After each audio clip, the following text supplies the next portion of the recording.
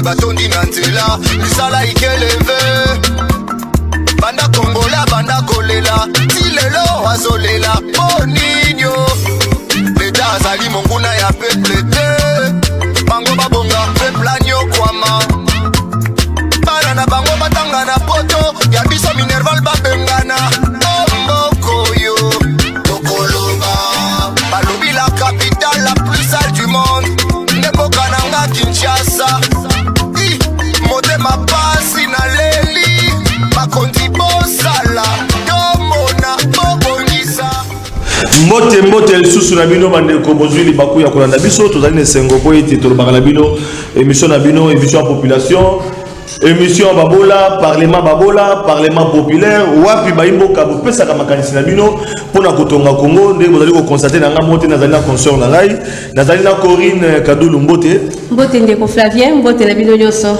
Voilà bandeko vous constatez que Mikolo yo nazali na maman Corinne parce que très prochainement beaucoup découvrir à travers plateau na biso na ba émission pe mosusu ya ba débat politique tous allés ensemble naie et pourquoi pas aussi na émission le peuple d'abord pour être le monde na population en cas d'empêchement accompagner programme na biso ndenge na bomisa to ba ete bino bandeko bozomi na bandako bozali ko landa biso toujours na rendez-vous na biso chaque mardi jeudi vendredi na partie à 16h au moment on a biso à partir à 15h mais désormais beaucoup bandona na biso à partir à 16h et puis rediffusion à 21h pour na ko beta masolo Congo wana tozali na kin actu beaucoup na biso na BRT Africa chaque lundi mercredi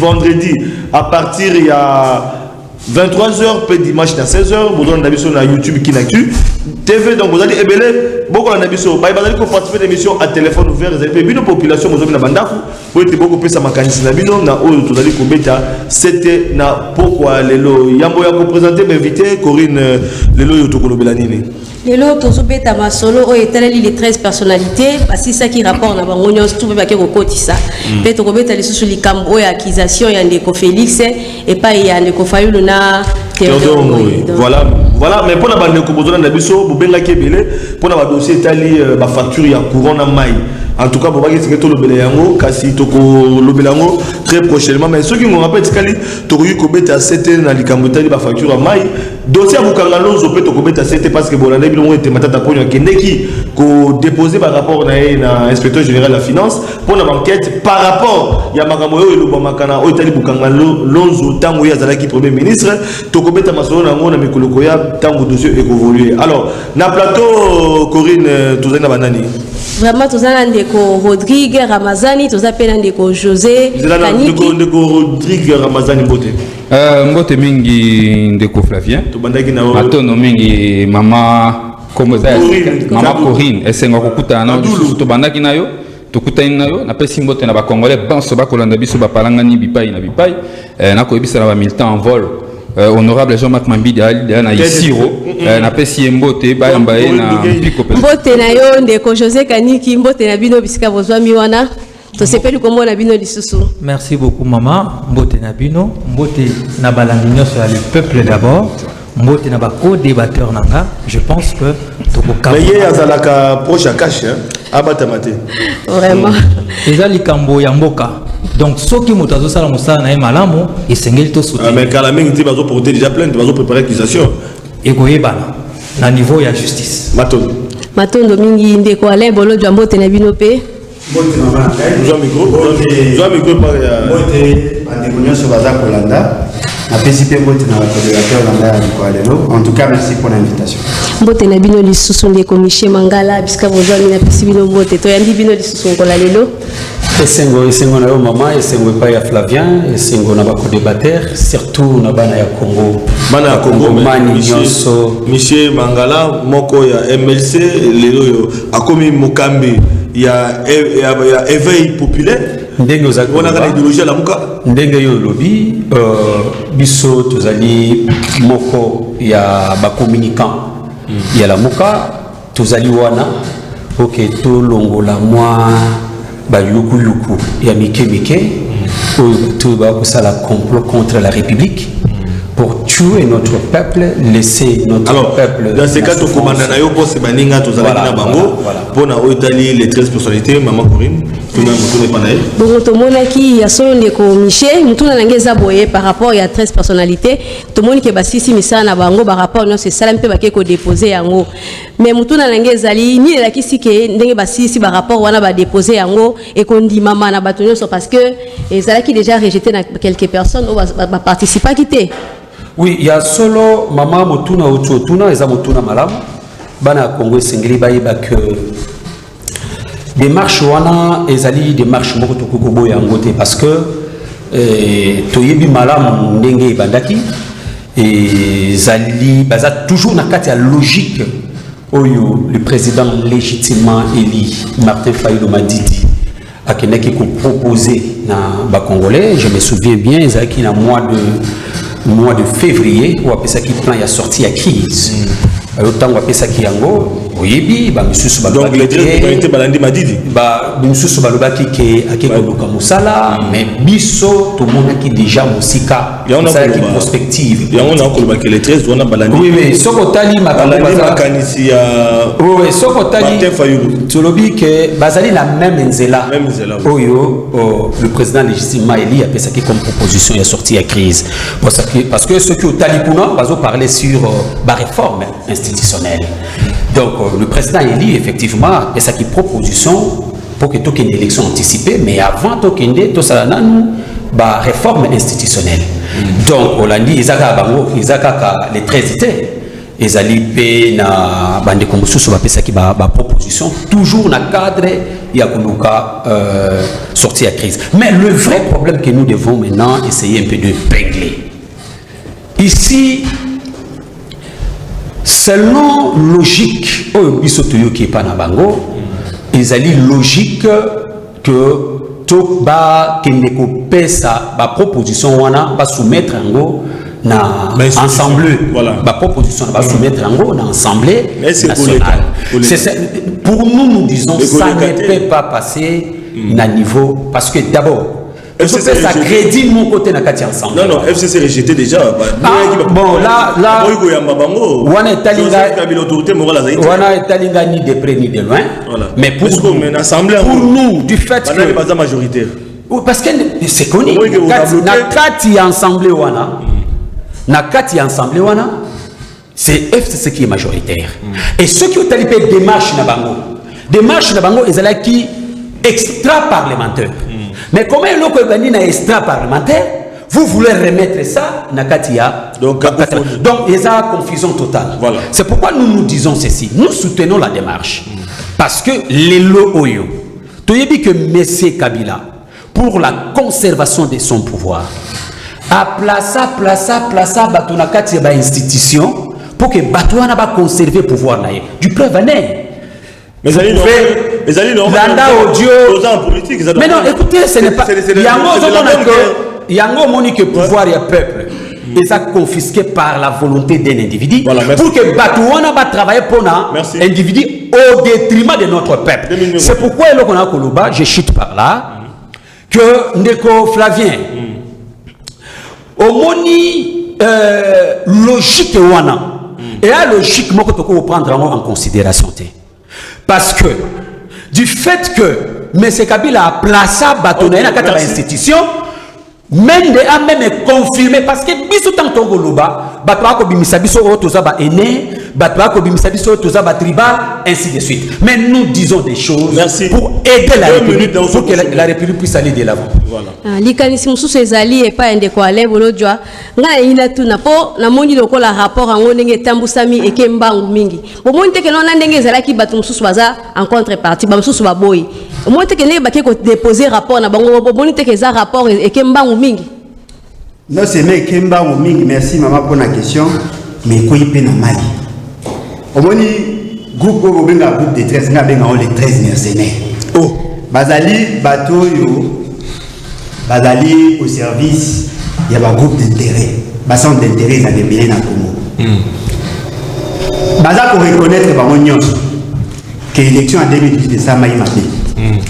Baza pour le Bako na Bango, il faut tout ça la réforme pour anticiper sur les éventuelles crises en 2023. Mais nous, on a posé le problème d'ailleurs. On a Bango à organiser le problème.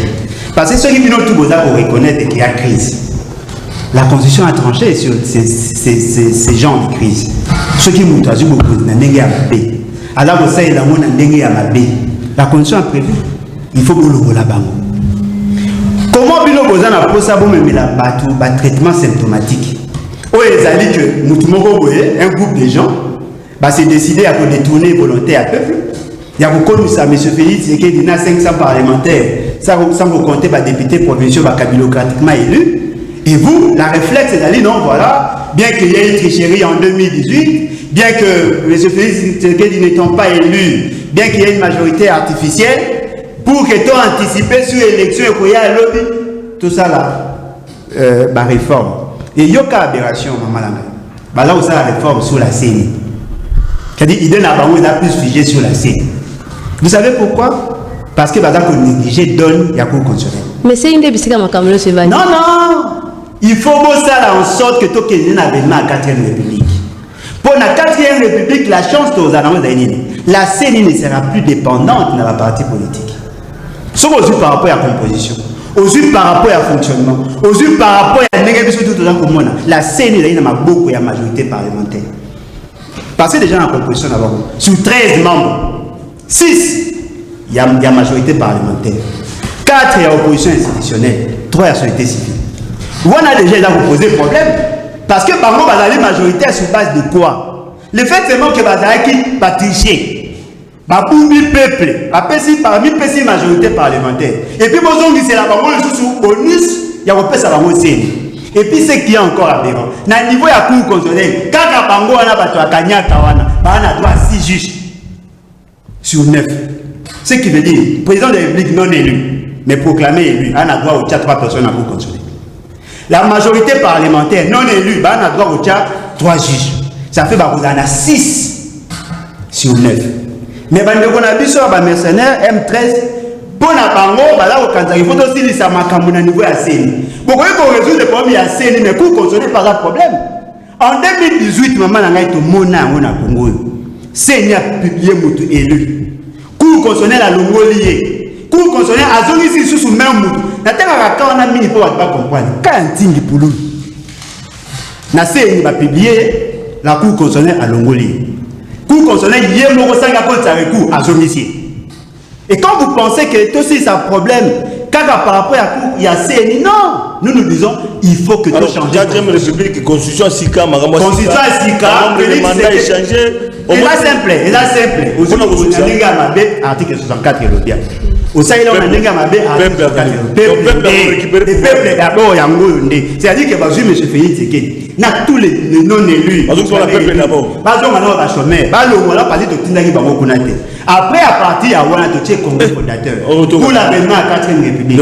En ce moment-là, nous avons résolu le problème. Mais sur les alliés, vous avez trouvé un pote, vous avez un pote là. Vous avez un tobola, vous avez un pote, vous avez un pote. Tofina wana, vous avez évolué. Ndeko Kaniki, Ndeko José, ngali kansina ngali inda tuna bino loka boza analyste. Est-ce que tant au bango bazi pour côté rapport est suffisant autour il y a un problème nyoso sengala qui va traiter na makambo etali et puis est-ce que Simba Maman Corinne Ndeko Flavien nous en aboignant il y a beaucoup ça comme émission le peuple d'abord nalobara toujours awa que tant que les politiciens ne sont pas responsables il y a réforme politique au quoi assister na ba débat. C'est-à-dire que société civile moto na moto akoya na agenda na ye. Ndeko bolojwa abenga koto ba mercenaire. Mais il est pas en agenda. Mais il est pas en agenda. Alingi nini? Alingi 5e République. Donc merci beaucoup. Alingi 4e République. C'est-à-dire il est pas dans l'agenda. Côté qu'on a souke pas dans l'agenda. Alingi makamba ba vérité désir na ba réforme ya makambo nyonso. Agenda kaka. Donc le peuple d'abord politique. Ngana soutenir na cash. Mais na lobi pe que cash pe akoya. L'agenda na ye. Et autour de ces dialogues-là, autour de ces réformes-là qui seront des réformes politiques et conduites par des politiques, des dangers c'est que ça là. Danger que il va harmoniser des angles, va vu na bango pour que mutuna mutua se retrouve na moi eteni. il y a pouvoir. Moi, Etienne, il y a ma recommandation en a. Voilà pourquoi je n'ai jamais été d'accord sur ton plateau et ailleurs que Ezala politisé. Oui, nous avons besoin de réformes électorales. Mais, tant qu'il y a une institution, tout chambouler nyonso. Alors que Bandego nyonso babundaki quand même, pour que l'état de droit y a, pour que quand même, qu'il y ait une responsabilité nyonso politique. Mais l'élo, on a proposé toujours. Voilà pourquoi j'ai dit qu'on doit dépolitiser ces réformes. Alors, les réformes électorales. Initiative, il y a forum, il y a université de Liège. Bango quand même qui va pas politique bango va accompagner ba institution na biso et surtout que baza pe na département ba spécialiste ba tangisa na otani ba réforme ya ba système électoral. Oui, pour la nini ba esimbité. Mais parce que ça dit pas politique. La politique il y a quand mais c'est ça. La politique il y a quand va se retrouver après un jour il y a retour na bango. Va se retrouver la forum mal. Ba musu so c'est suspect. Donc les politiques est aussi maté. Voilà pourquoi moi j'ai toujours proposé spécialiste en matière électorale. Bazali. Organisation Ezali. Natangela Oba Kombo. Simonsel Ezali. Nani yakoki ko yetsa biso ke Simonsel Ezali kashi to ala muka to anani. Nani yakoki ko yetsa biso ke Senko parce que bazape ba spécialiste na kata makambwana oyo bakoki ko loba ke non ezala kingani to kingani. Nani yakoki yetsa biso ke aeta. Ezali ebele na kutanga nyonso te. Mais ce qui est vrai, ce qui va constituer toujours un cahier de charges, un personnel, une société civile, une organisation spécialisée en matière électorale. Et pour ça, les locaux, il y a bien, si on forme, si on comme nous se faisons dans cette institution. Remettre dans l'institution. Et c'est au Parlement qui est habilité. Nous sommes des légalistes. Parlement, on a majorité FCC. 350 députés. Si 500. Dans le Parlement, il y a toutes les tendances. On pourra toujours élaguer aux Osimbate et regarder. Déjà, le fait que Kozala et les politiciens, Kozala n'a sens nango. Mais, donner ça aux politiciens, voilà solution moko et kozala bandeko ozobenga biso tolobaki tozofungola téléphone juste après intervention ya ndeko en tout cas bozobenga biso bozala ebele tozoyamba bapele na bino parce que cahier de charge émission na biso toyambaka mpe bino bopesaka makanisi po bino mpe boza honorable lokwa honorable baza na plateau tozoyamba bino bapele na bino juste après maloba kopesa epa nani pandeko Rodrigue Ndeko Ramazani nengaki na tuna kaka na anglais oyo ndeko José Kanisi ya Bango président na zanakati ceux qui même ezalaki ke balongoli ba 13 personnalités bazu ba unité oyo atangi wana est-ce que rapport ngeke ezalaka satisfaisant pour la population matondi mingi madame Corinne pour na mutuna na yo mais kozala quand même important to fixer opinion parce que il y a liboso za ko corriger na nos informations et pesamia 13 personnalités bah ça la synthèse il y a rapport final parce que bah si d'ici bah consultation bah ça la synthèse il y a rapport final bah kokutana na bah différents groupes na bah points focaux bah chaque groupe a tindaki bah discuter pour que bah rédiger rapport final na yebite information un dépôt et un rapport mais pour que excusez pour comment un rapport final la synthèse wana c'est que bah juger que bah ça qui bah travail déjà bon et on bah comme une synthèse effectivement de toutes les façons, consensus est à la totalité. Il y a une partie qui est toujours pas d'accord, mais le plus important, c'est à la large consensus. Et ça, le seul groupe où Namoni a Boyi Makamona Bango et Alikaka FCC, mais le reste va travailler dans 13 personnalités. La preuve, chaque groupe consulté, je dis bien, chaque groupe consulté a Tindi point focal naie pour travailler dans 13 personnalités. Wana quand c'est on a niveau information et c'est ngeli liboso to bongisa yango wana. Il y a mis information groupe yo sont 13 ans baza minoritaire par rapport à FCC.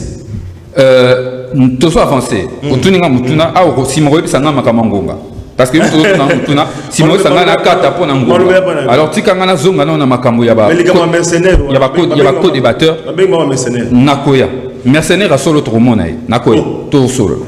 Nazwa likambo ya ndeko nanga la muka na mpanzi alobi etezali na nzela ya ndeko ya président Martin Fayulu Madidi na plan de crise na kanisi na plan de crise ya président Madidi a ko remettre en cause ba institution a ko proposer élection anticipée c'est tout à fait le contraire.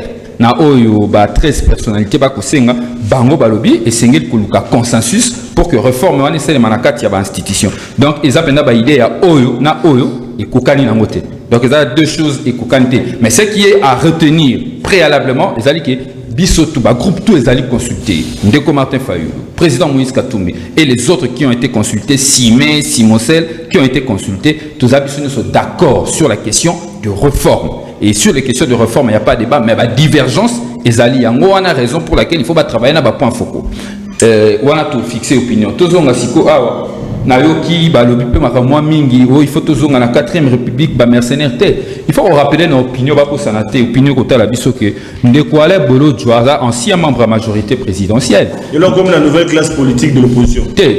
Nako poussana azan de quoi ancienne majorité présidentielle lobby à la Moto Kabila lobby tant que ça marche le 19 septembre on a rappelé à Likambo pour aller à Solo ali moko ya bateau a traité ka biso ba jeunesse ya rassemblement ba jeunes drogués pour que na repé sa Kabila carton jaune et ali normal nako ya na l'accès que ali mercenaire ya Solo nako ya na lobby bo biso en vol il y a pas longtemps tant que batne ko bakende ko Kabila rozonga candidat biso to ali moko bato to ba qui conformément à la constitution a sali mandat na moko a rozonga esouté constitution o ya 3e république Kabila ko zala sous candidaté hier ayesi ko na hypothèse ya ko changer constitution pour être to ki to changer constitution de ko Kabila a zone makamle ce zone ya bovo a binité donc à 0 Kabila ko kozonga candidat donc mercenaire ya solo peuple congolais ndenge to vandia yeyo akobunda po être mokonzi na ya kala azonga candidat président de la république na ba élection asika auto organisé soki to ke na hypothèse o ya koya mais na kanisa ba congolais ba prêt ya koyamba sous Kabila na banda kona bangote pona ko chuter pona ko ndeko edi alobi et que la réforme ya ba politicien ils ont réforme à la politicien de Koedi. Initiative à 13 personnalités décolorées. José Kani. Excusez-moi, José Kani qui peut embattre na pays Kani qui m'a appelé si écoute mbote sikali. Ils bazara personne n'a bien dit nani les ara ndemoko. Alobi était pour la rassurer, ils apprennent encore rassurer que à la réforme politisée t'es pas embatté initiative ça na couleur politique te. Bato Kashi Bali, bato FCC Bali, bato société civile pe bazana kati. La preuve, Simosel Oyatanga qui bazala qui consulté, batie point focal na point focal na bango na kati wana na ndenge ba kosala ba conclusion. Aeta tanga ki aeta bazali, Sanko bazali ba mouvement citoyen Lucha Filimbi batutu, batili ba point focal na bango. Ça veut dire eza initiative FCC sur quoi quotité pour na reçu ça. Pour na reçu qui majorité na parlement. Eza tout à fait Sénat, Makamo FCC et provincial l'assemblée pour Karabango. Makamo FCC et comme ça batute. Tous on a histoire. FCC na 2015. FCC na 2015. Donc tu as vu ça qui est réforme à Zomema. Il y a recensement à condition on a organisation de l'élection qui m'a bé. Alors qui est inutile to na institution eleka. Souka na ngoto bato bakufina amona ki tina kolungula mobeko na. To komi na makamo machine à voter na ba seuil. To telemeli to pekise to perda na Rossi Mukendi to perda na Thérèse Kapangala pamba te to ki ko pekisa bango réforme wana o ya ka politique na bango baboya ka koyoka tango bato bakufinde ba trouver opportunité bango opportunité ba trouver raso bato bakufi FCC za normal bazo zela bato bakufa ebele lokola initiative ba 13 personnalités et lobby était token na ba élection en 2023 eux kozala na makila bato etangate ezala élection apaisée pamba te ezali problème ya bayi politique ezali problème ya société tina ya komemaka bato na balabala pona likambo wana ngongano sezalité ce qui est important lelo ezali to trouver consensus wana bokan mais oh c'est important lelo il faut que le baïté sauf FCC à part FCC tout le à part FCC qui nous le non tozui refia motote tata mokonzi ya ekolo ayamba ki ba 13 personnalités ayamba ki bango et d'ailleurs ceux qui va célici ko sala collecter makambo ya rapport na bango ba ko kene ko déposer rapport wana na kati ya ba institution voilà ndeko PPRD Papi Moussa Pia Ochokoma tous appellent les temps Papi Moussa pas kota PPRD à répondre depuis na préoccupation population surtout bango ba FCC ba to ko boya to ka population allô.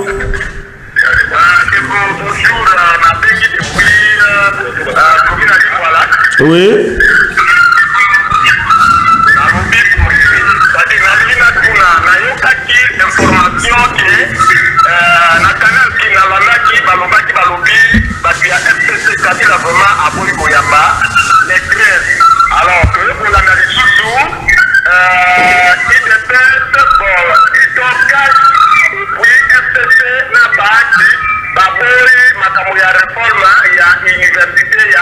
Belgique. Alors, toujours dans Dayo. non, la réponse est pas là.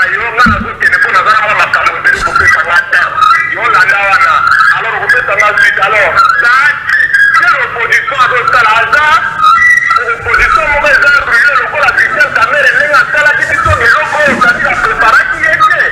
Alors, à part ça, la zone est appuyée. Il ne faut pas y la déclaration. On a mis une espèce à ce moment-là, à comme pour le balélo, déclaration, il y a de Paris et ça m'a fait, c'est que Paris la commune dans mon mot est-ce que moi, je peux vous m'avoir le président et la République?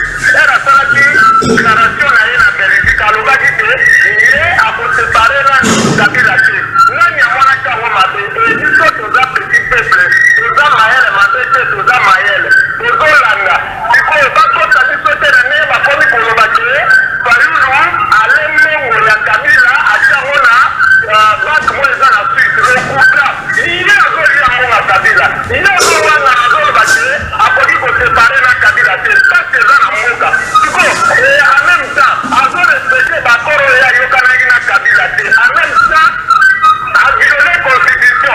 Comme il s'agit de la RDC à l'OPI, comment il va désigner qui sont comme opposition, la terrain à triomphale, pour la gamme au Kimoko, pour ce bout-là, Kabila a l'Unga, c'est un Kabila l'Unga. A respecter en monté à Tali, Makamona Nengenaye, usurpation à l'Ougadi pouvoir, à vie pouvoir Mandela Mapé, la mariage na Kabila. Donc à Tali, mariage na Nyati. Bon, c'est quoi? Soti, Païlou, par exemple, à l'OPP, et FA Tenena, mariage na Nande Kabila. Non, oui, Tali. Et tout ce qui me parle, on a dit, on a pas pas mis ce débat, on a pas mis à assumer la responsabilité. Matondo. Merci. Merci. Merci Ndeko Nangai. Aux Ubiso 3 minutes d'antenne. Donc TV Zangunga. Opposé Makambo Etali, les Kamboya, les 13 personnalités, position Kabila, Fayulu Penenga Pesaki position, a rappelé violation de la Constitution, et puis pour un rappel, les Sengo Baye été mis en accusation déjà. Ils allaient que ça, les Nanzela, Terdongo, Oyo, Azali Moko Baimbo, Kapé avocat. Soutenu par mon amboka Martin Fayulu Madidi, donc il y a un monde de Kolobela, Toloba qui était 50 pétos à la Moko, il y a PPR mon amboka Papi Moussa, Oyo, Asili Kokoma, na Lumbango, na base était Ozali perchoir, il y a population, il y a Babola, et au Tokopé c'est une minute parce que Tozala qui peine 2 minutes plutôt, Tozala qui n'a une émission, les gars qui mettent Tozali Kokoba, Koba, Papi Mbao, Boye Imalam, ou bien qu'il y ait un retard, Kassi, la première tour de table, Koutibiso, Tozali Kolobela, les Kambo, il y a les 13 personnalités, ici la conclusion na bango ça la synthèse pour pas déposer en le parlement mais kasi ko bangi zali te bino FCC vous allez majorité aussi majoritaire aussi boyaki et loko wana tango bango ba ko déposer en le parlement et ko lekate et puis makanisi ya Martin Fayulu pour kokota directement pour la deuxième sujet parce qu'il y a toujours le belawa ya ko soutenir Théodore Ngoyi na initiative ya mise en accusation contre Félix Tshisekedi c'est normal tout congolais a qui comporter et loko wana ceux qui a monique mokonzamboka a violé mais ali na ba procédure ça de mara et li ke ko za solo penza était na congrès makamone ça de ma été Félix Tshisekedi wa partenaire ya FCC ya solo à répondre devant le congrès pour na ko bengana et to pe on pour na kolongola pour na violation de la constitution malgré pas.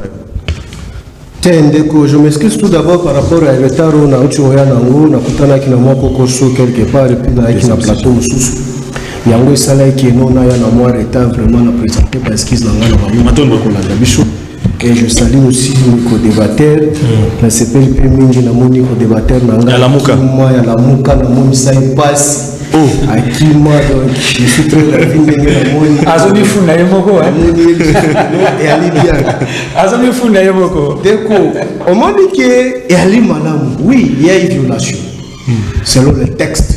C'est les 13 personnalités dans la synthèse d'avant école Kakuna avant qu'on ait la violation. Kasi avant de la lobby synthèse, il y a un de token pour ne pas perdre le temps. Voilà. Oui, nous PPRD précisément où j'ai reçu mandat en tant que cadre Nali Koloba, na mandat à PPRD, ça nous intéresse pas. Nous ne sommes pas intéressés à ça. S'il y a violation, il y a pas texte légaux, il y a un cas outre que la constitution, la procédure.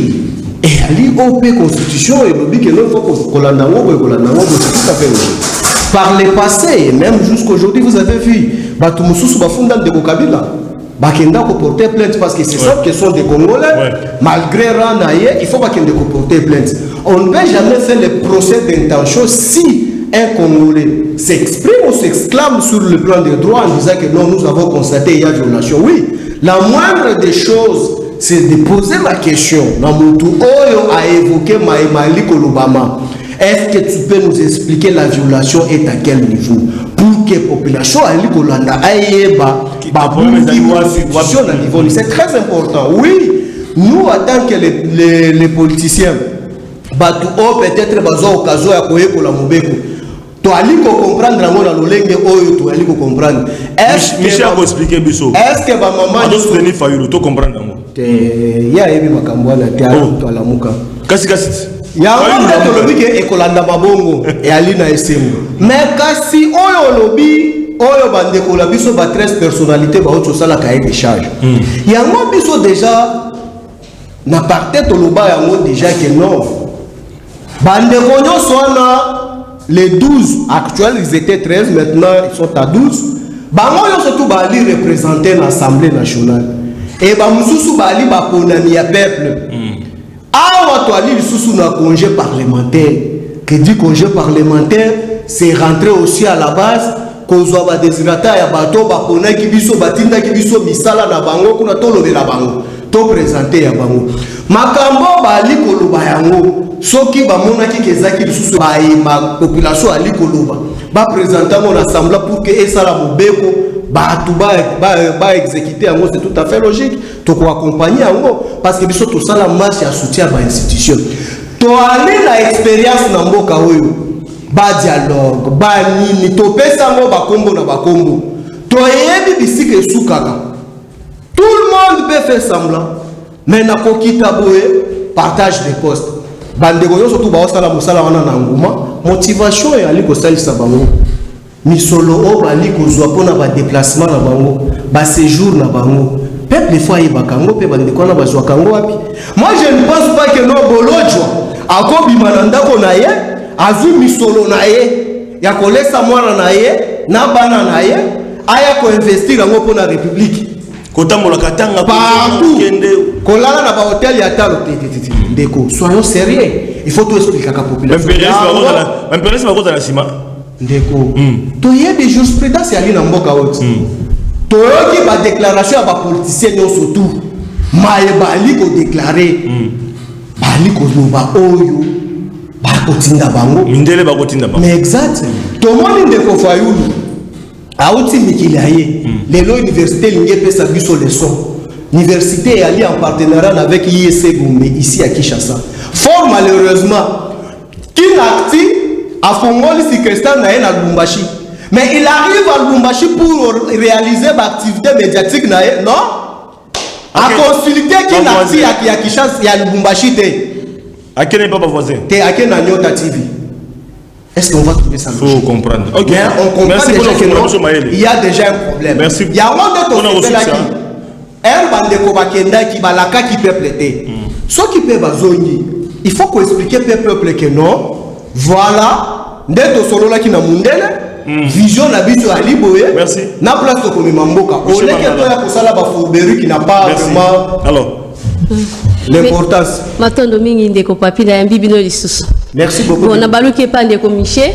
On a mutuna oyo etaleli makambo accusation ya ndeko Félix Tshisekedi. Balobi ke maye ningana kapamba te. Tango bazo insister ke Kabila za na sima makambo oyo. Bino lokwa boza moko ya kati ya lamuka boko mona ondeni. Mwana mboka Corinne, Mama Gadulu. Merci pour la motuna. Obi ke tana koloba e ko salangai pasi pe tango mwana Martin Fayulu madidi. E ko salanga pasi mingi pe mawa. Lelo oyo Papi Moussa bato kola Papi Moussa bato babomi mboka oyo bato bakomisi mboka oyo bisika tozali misère ekoti na kati ya Congo, insécurité ekoti na kati ya Congo. Papi Moussa pe akoma koloba Congo peuple congolais boko mona nazonga na mama ya likambo ndeko esengeli bana ya Congo bayeba omoni makambo nyonso yoko salema ezali mayele ya bato ya FCC na bato ya cash na ko regretter parce que na ko moi ande ko amuto cash OK même babi bazali awa fa yula komina Kabila ndeko tika le mo abenga ese na mabete o Félix bazaki na Kabila yango na yikoloba yango na lingi koloba tango makambo oyo peuple na biso atelemaki alobi que alliance wana entre FCC cash esengeli ekufa bango batu ya FCC balobi batelemi na mokonzi na bango que non cash na lamuka balingi kozongisa Genève bakomi koyoka na poke bazongisa Genève toseki lelo oyo mwana mboka Martin Fayulu Madidi d'ailleurs tango yaki akiti na mikili yako na mboka ya Congo alobaki d'abord tanga zaki na mikili ya poto a tweeté alobi jamais tokoki ko marcher contre la constitution tango ye atalisi bana mboka ko accepter que constitution ya mboka na biso ezala bafoué pe ayebisi bana ya mboka bafoué wapi nako ya ndeko tika na tracé ba fait nako ndeko yibanga minute zo sana quelques secondes toyebisi bango toyebisi peuple pe to ko yebisa peuple soki FCC cash bazongisi pouvoir na maboko ya peuple te l'article 5 de notre constitution article 5 ya notre constitution tokolala na parlement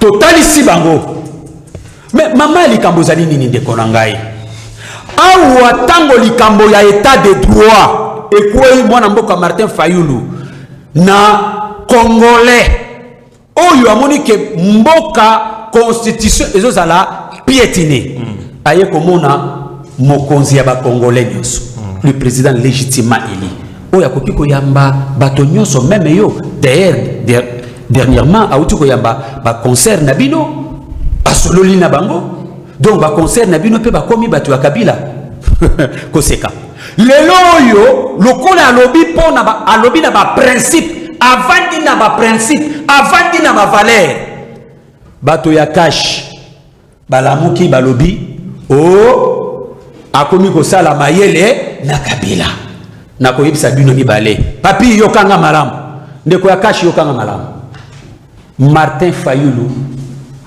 incarne la volonté de notre peuple. Martin Fayulu est aux côtés de notre peuple pour récupérer l'article 5. L'article 5 confisqué par la volonté de ces gens ici en face de moi. Nous sommes le peuple d'abord, tout ça. Nous sommes le peuple d'abord. Mais émission, le peuple d'abord. La population. Nous sommes population. Mais les peuple vont poser problème. FCC Bimi plein. Attends, la bateau. IDPS Bimi, attends, la bateau. La Mouka Bimi, Jean-Pierre Bemba a mobilisé tant la bateau. Parce que le peuple a reçu quoi partout. Le peuple a reçu un an. Mais le Flavien a séquille. Pour nous reçu ça. Yo yebit. IDPS Bimi a Babimi Sikanyaka. Il y a des images. Ezali ndeko. Bango bato FCC la bimia image leki Kanyaka Jean-Pierre Bemba bimi tangu mwana mboka bana oyo ba incarner volonté on a écouté que Bemba babimi abimi non Bemba bima qui est Bemba bimi na lamuka tangu le président est président légitime est na coordonnateur là il y a pas on n'a pas là il y a même pas à discuter alors ndeko toujours on a vraiment la vraie question ça ce sont des questions le vraie question ici ndeko est-ce que Félix a violé la constitution oui ou non allô oui le bamba mbang tozola ndayo bengiso wapi abengi bino na komuna ndila tozoka yo mbanga no mbang nalobi ndeko alamuka na tika bilobalo ba peuple ezaka yeba ngo te peuple ezaba kinyoso atia bilobalo ba tanga bila na vele ko système na jaute atia bilobalo ba papa mba atia na moto peuple ça peuple ça aza peuple ezaka na lamuka te peuple ça va tenir. Répondre. Ah, nakoeba. Natif de asa yebani. Soto fandi kakao. Au moins na zolo bao. Oyo kasiko peuple nde ba répondre. Donc c'est pour dire quoi? Parce que nous nazaki na maloba, c'est na suki. 30 secondes. Yango nazo tozomi tout la question. Est-ce que Ndeko Félix Antoine Tshisekedi là, il a violé la constitution, oui ou non? Oui, il a violé la constitution. Est-ce que Soki, le président Élie Martin Fayoulou,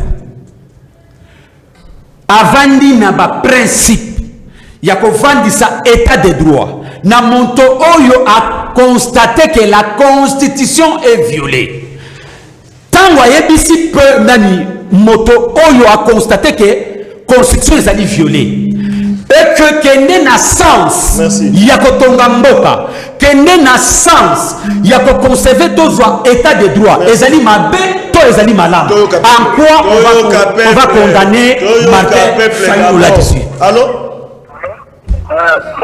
Bonjour peuple d'abord bengi biso. Na bengi na kalamu. Oui. On a réuni dans le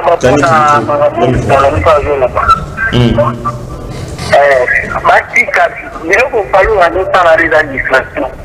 Et ça va dans la bokondi, à Batika, tout est dans la logique, à la Batika distraction, ça. Ça va nous entendre dans la ville, à la ville, à ce que l'administration, ça va, ça va en Chine. Merci. En tout cas, merci beaucoup. Doyokio. C'est bon. Donc, Ami Félix a l'air à pouvoir. Fayoulou a cocaté. Donc, on a pas de diversion. Nekokani qui m'a le pas. Mais il y a un autre bateau qui m'appelle à Souka parce que tu commis la place où ma peuple va bien. Oui, allô? Allô? Oui, Ndeko. Bonjour. Bonjour, bienvenue sur la commune, le ban à Lombango Tozoka. Ah. Tozoka yo, Loba. Oui, tu as bien dans la commune, il y a Massina. Changu, Tozoka.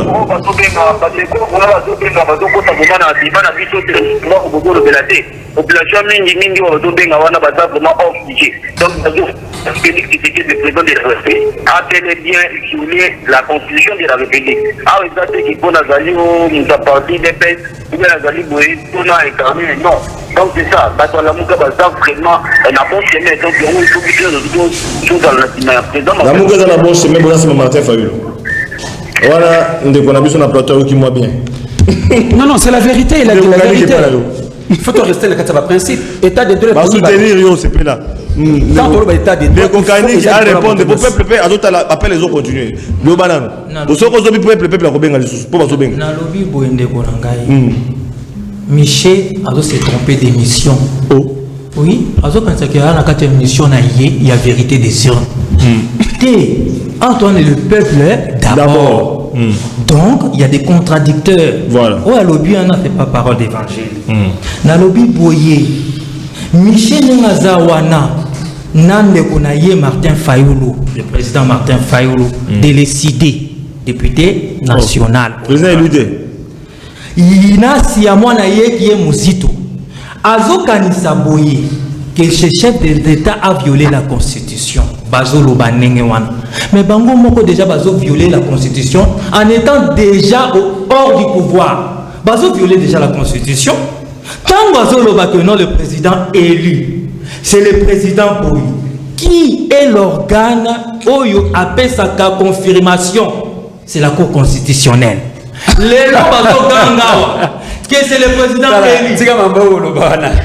Azaï Kimia, monsieur. On a protégé au Kaniki. Il commence à paniquer déjà. C'est ça. Merci.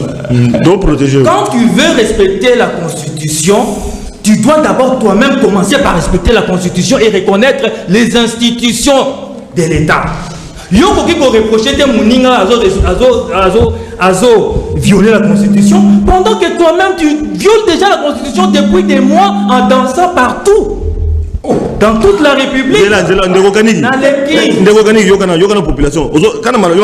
Allô? Allô, ndeko bengi na commune tozoka. Oui, tozoka yo.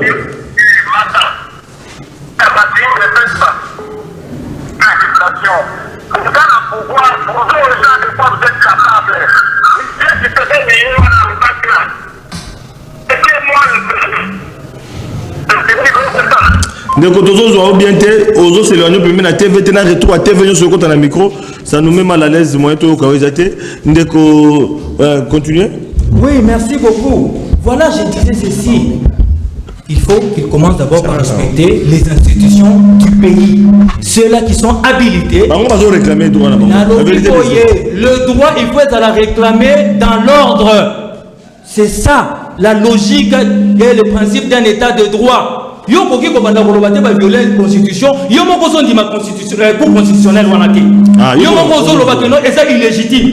Et voilà la bêtise. La grande bêtise, elle est où? Vous demandez à une assemblée nationale qui doit mettre en accusation l'assemblée wana o bandi makati qui est illégitime. Donc contradiction. Contradiction. Après, on a. Assemblée, on est ça la congrès. Na parlement. Oui, oui. On va reconnaître.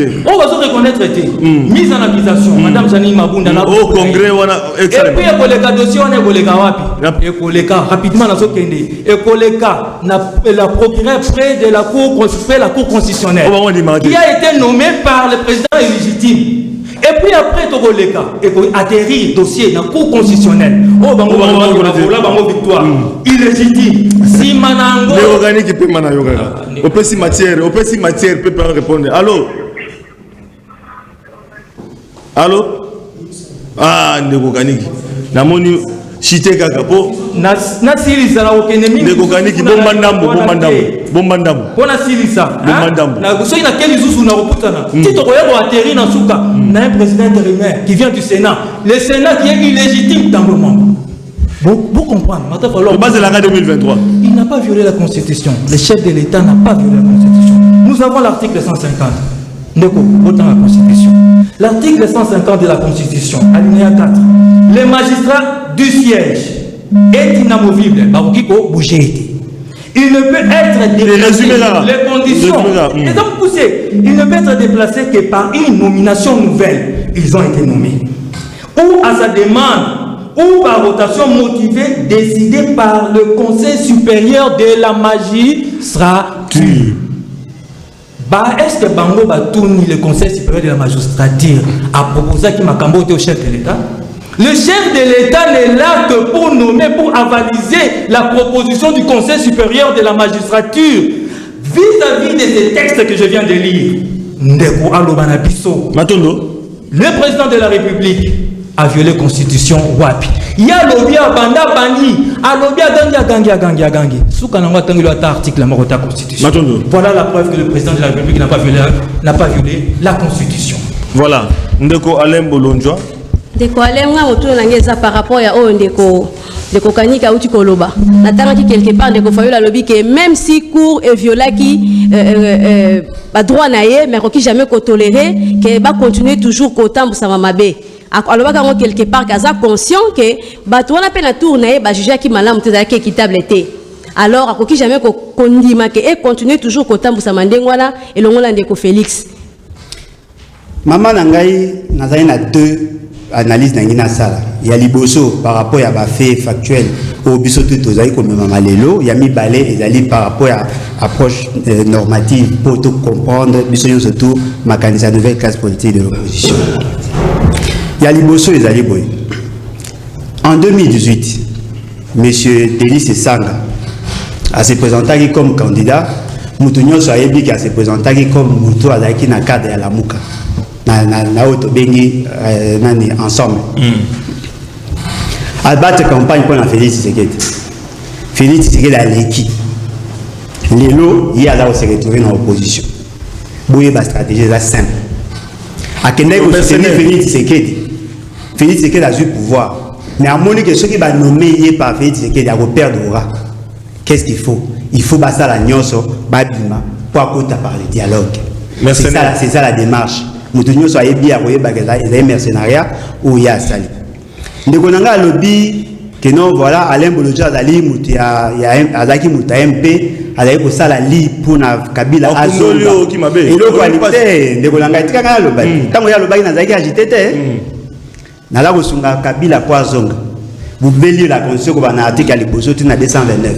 Nulle part il est dit qu'un président a sali 2 mandats après qu'il y a eu Moutoumsou a sali à Webozongati.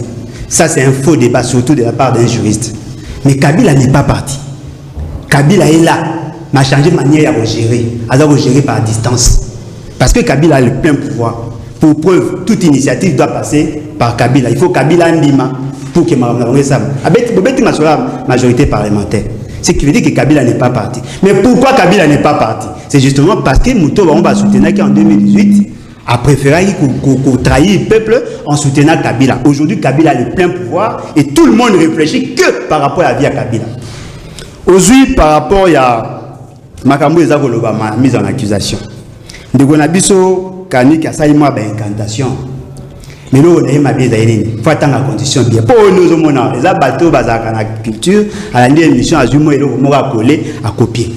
À copier. Et bon, recherche. Non, mais attendez, à copier, lui-même n'a pas pris le soin de bien lire la Constitution.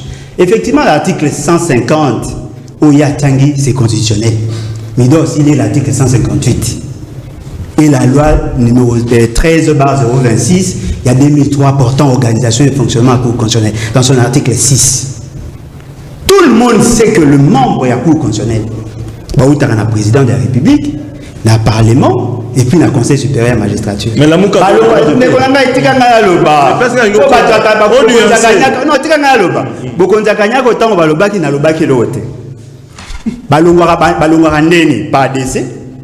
par démission, ou n'a qu'à permutation, ou sinon on a fait un mandat à 9 ans. Balungola moko par composante après chaque 3 ans. Mais il y a eu 2 nominations dans une même composante. Ce qui veut dire que la condition n'a pas été respectée. Et puis le est-ce que pour Funda Moutela qui pourquoi ils sont agités? Et puis le débat avec Kanga Félix n'a pas commencé par Martin Fayoulou. Il y a eu une émission, ça m'a Top Congo, mais c'est Kabound. À ça, l'émission a dit non, voilà, on veut convoquer le congrès pour mettre en accusation M. Félix Sekedi. Pourquoi je n'ai pas peur? Parce que je sais que je n'ai pas violé la loi. Mouto a dit qu'il a violé le deux côtés, vous avez agité, ça va agiter. Pourquoi ils sont agités? Parce qu'ils savent que Félix Sekedi a violé la constitution. On peut te traduire en justice, beaucoup mis en justice, mais la vie que non, voilà, raison, Bozo Repé, ça, il a dit fondé. À cause de la président. Non, mais tout Congolais peut porter plainte. Non, mais attendez, ça dépend à Baka. Parce que le juge naturel, Nakawana, il y a une violation. Les gens qui vont porter plainte, et la ligne pato, la ligne lésée par rapport à sa décision. Voilà. Ce sont les 2 juges. Ils vont traduire en justice et leur avocat, Théodore Ngoy. Ce qui va poursuivre à M. Félix Sekedi. Parce qu'à la ligne, Yesu, Tonzam, Ata Yesu, moi, Nzam, Samba. Ce qui va poursuivre M. Félix Sekedi, c'est la moindre de choses, changer la Constitution. Parce que la Constitution, dans son article 165, le président de la République peut être poursuivi en cas de violation intentionnelle de la Constitution, en cas de malversation, en cas de détournement, concussion, délit d'initié. C'est constitutionnel. Article 165. Dans le cas où, lorsque vous avez vous permettez, vous nommez 2 membres, vous nommez 2 juges, il y a Cour constitutionnelle dans la même composante, il y a déjà flagrant, il y a déjà violation, il peut être poursuivi. Alors bien, il y a très grave. Beaucoup de gens dans la Cour constitutionnelle. Il faut passer dans le Parlement. Il faut ce qui va dire c'est que dans la Cour constitutionnelle. Dans la Cour constitutionnelle, il y a un procureur prêt à la Cour constitutionnelle au Félix Sekedi, et puis il y a des juges qui vont statuer par rapport à la mise en acceptation, à la mise en accusation par le Parlement. Ce qui veut dire qu'il y a un moment qu'on reconnaît qu'au regard de la Constitution à l'élo, au regard de ce qui se fait sur le terrain, mais c'est vrai que Atta violé moi si na yo. Atta au milieu à la possibilité parce qu'il est protégé par la Cour constitutionnelle que lui il est la harmonie. Ce que comme il va montrer bango tabalo ba comme inga romo kata. La liga ko za victime te na sisa. Ce qui veut dire que autant boire l'élo. Mboriza bola. Monsieur Félix Sekedi s'est permis. Il y a violer la Constitution. Tous les mercenaires au monde à Kawana, Bandegonanga, Yosotoyo, Yebiwana, Bazolo, non, voilà, aussi ma monsieur Félix Sekedi, Bako Kangaye, Bako Bomaye, Bako Salaebo. Ils menacent les gens chaque jour. Mais vous oubliez qu'il y a des gens qui ont été arrêtés. Aujourd'hui, ils sont en prison pour avoir violé une seule disposition d'une loi. Si vous soyez monsieur Félix Sekedi, il y a à violer. Il y a Bako Kangaye, c'est ce qui veut dire qu'il y a un problème. Et tant que tous ces avènements à 4e République, justement pour résoudre le problème. C'est-à-dire quoi? Que le membre de la Cour constitutionnelle ne soit pas nommé par un président. que le membre de la Cour ne soit pas choisi par la majorité parlementaire ou Abimsaka Premier ministre et voilà pourquoi je te le dis. Bon mata, bon qui. 4e république, oui. Moutounionso a poursuivi M. Félix Tshisekedi au Kangaï. Moutounionso a poursuivi M. Félix Tshisekedi au Kangaï. Nata Bokangiye. Un jour, M. Félix Tshisekedi perd au Kangaï. Parce que le mot te expliqué na bande ko na biso nyos. Ce qui mboke etambula. Félix Tshisekedi à côté na pouvoir la ndenge ya mabe. Aza ko exercer mabe. Bozolo bakeno, tozo banga parce que ce balongoli Félix Tshisekedi tambo mamba. Bon ce mes tozo souhaité. Ce gars ça l'accident. Asali par exemple par AVC, qui va les remplacer? Voilà. C'est la constitution aussi. Merci beaucoup. Mais pendant 4 mois après te Merci beaucoup Ndeko Papi. Tozonge pa na bino Ndeko Rodrigue. Avant tout ce qui se passe Ndeko Papi, nga na rozuk na motuna na nga su yoza pa Ndeko Papi na keno pa Ndeko Rodrigue par rapport ya likam oyo ya accusation. Na lundi maloba ya Ndeko ya communication ya UDPS alobi que na kati ya accusation oyo ce qui est sûr et que tikalaka jamais koleka. Donc Félix Ozala jamais poursuivi parce que bango pe na UDPS baza bien équipé pour que ba répondre na accusation ana. N'habitez les candidats par rapport à la réaction de Jacquemin. Il faut qu'on retenir. Il faut qu'on rappelle que Awa Toyoki, avec beaucoup de vigueur, qui s'est changer la constitution pour voir où il y a la 4e République, va changer la cour constitutionnelle. Pour rappeler le monde de quoi la disposition, il y a la cour constitutionnelle, ceux qui ont des problèmes, ils allaient verrouiller. Donc même la constitution tu change on a besoin au côté de la république nous souhaiter pour que tout ça makambo il y a cour constitutionnelle biso d'ailleurs en vol te proposa qui proposition de loi à révision constitutionnelle na biso na kati ezali pe na ndenge to komona ndenge c'est ko bongola cour constitutionnelle mais les candidat est fondamental, c'est un vrai kabiliste. D'ailleurs, on a aussi fait un papier Moussa Assasumara le na yo na yeso ko kabiliste likamte mais papier Moussa Assasumara ka kabiliste yo s'assumara te.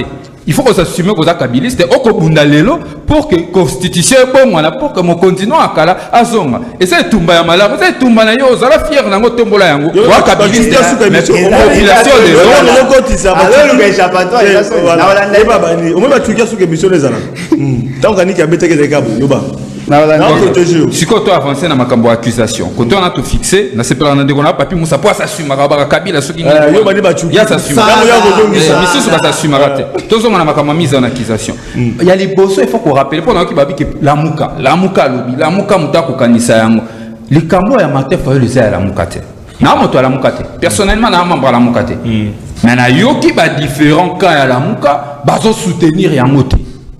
Différents cas ils ont la muka et soutenir les candidats. Il y a Martin Fayoulou, ils ont les candidats peut-être il y a SID.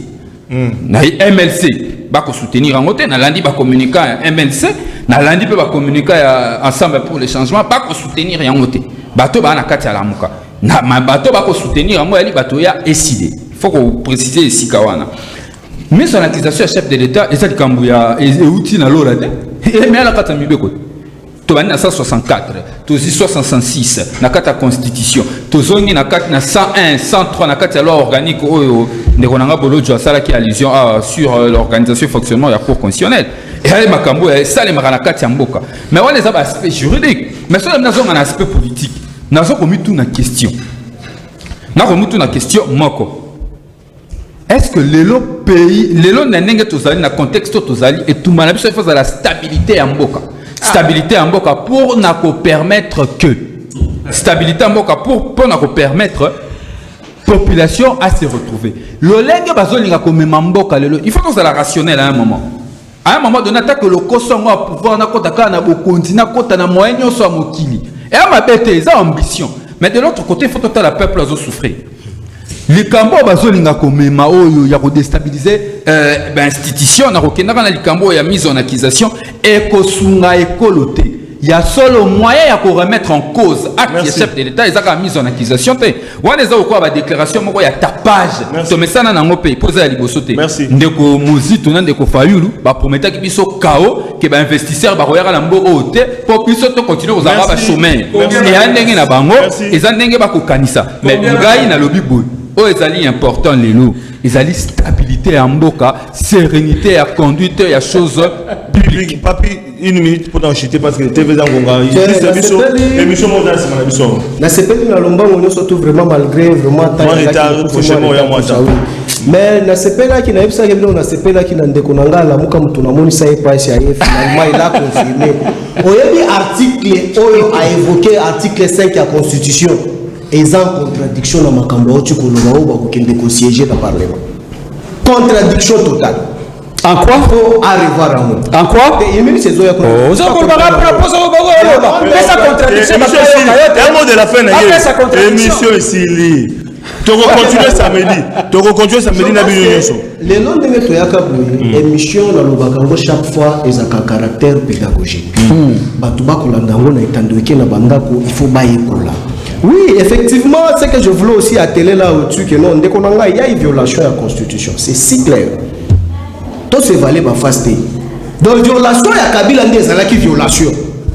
Mais si aujourd'hui président Fachi ali muto ali imete Yé moutou à la canyon surtout. C'est à propos aussi que nos bakoso, là qui pembeni bakosala musala na bangote. Il y a une violation.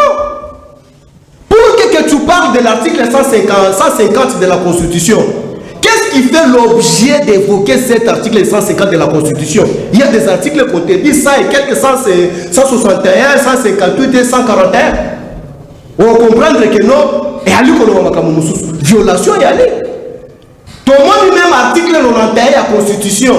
Oh, et personne dit que l'article 90, oh, et ali qu'on a contre ça. Contre ça, il y a mon condambo, quand il y a un surtout aux l'administration. Un intérimaire ne peut jamais signer un document officiel et définitif. Merci beaucoup. Il y avait une violation. Mais cela ne veut pas dire que non. Mboka loko le peli moto, il faut tout mboka terre. Il y a toujours la manière qu'il faut arranger. Merci. Mais merci. Voilà, merci. Non, pas cautionné. Voilà, Bandeko. L'installation à Sénat, vous l'avez cautionné. Et en plus, Bozana maloba soute. Richard mawa mingi pona yo. Merci. Donc ezalaki débat ya mokolo l'autre garder ba invité pona mokolo ya samedi, voilà, to garder ba invité na biso pona mokolo ya samedi. To silisaki masolo te, mama Corinne to silisi masolo te na basi samedi to kotisa na bango. Masolo silite ya solo ndeko Flavien po mituna ya peuple za kaka. Ngana yaki na mituna mususu to kosola on ndeko papi parce que yele fa le bela biso na ngambo ndeko Kabila to ko banda nae Mato Domingue voilà bandeko, c'est parti pour la semaine prochaine, pour le samedi prochain. Merci. Au revoir.